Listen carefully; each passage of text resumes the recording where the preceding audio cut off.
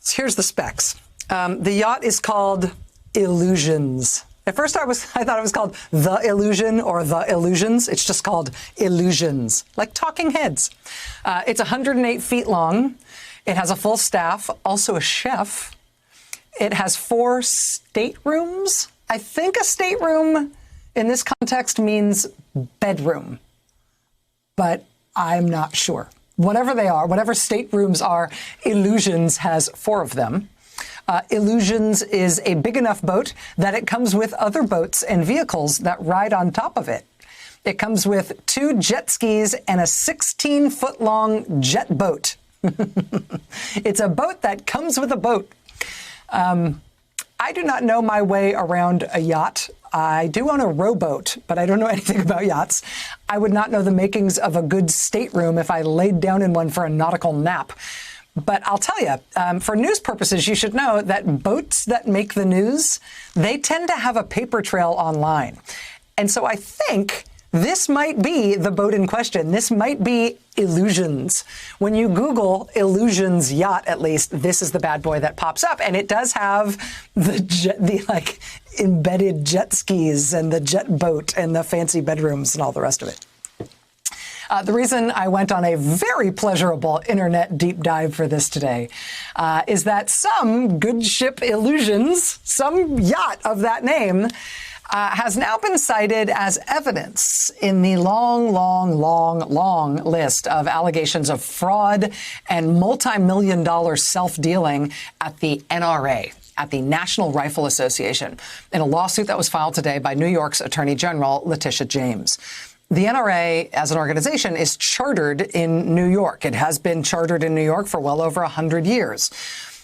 As a New York institution, as a New York charitable institution, it has to follow the rules and laws for nonprofits operating in New York.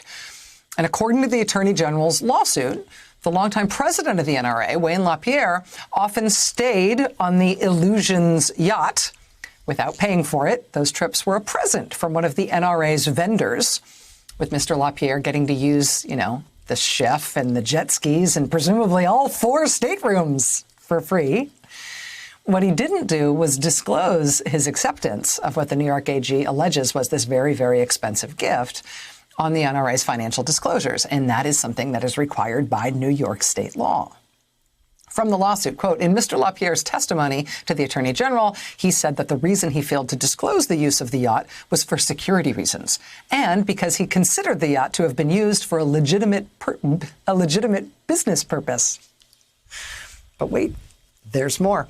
According to the New York Attorney General, Wayne LaPierre spent $500,000 of the NRA's money. That's NRA donors, right? NRA members providing money to the NRA for its purpose as a nonprofit. Instead, Wayne LaPierre is taking $500,000 of that money to spend specifically on private airplane flights to the Bahamas and back for his family at least 8 times over just the last 3 years.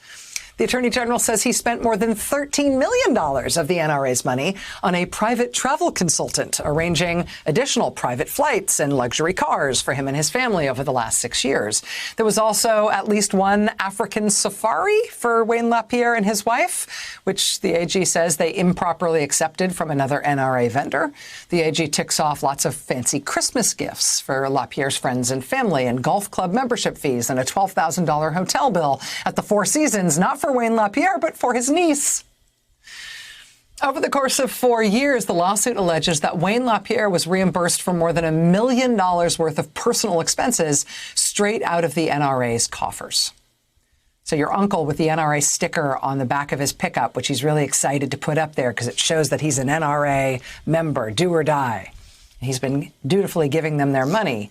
He's been putting Wayne LaPierre's niece up in the Four Seasons and flying Wayne and his family back and forth to the Bahamas. That's what that membership money's been going to. The lawsuit filed today is over 150 pages.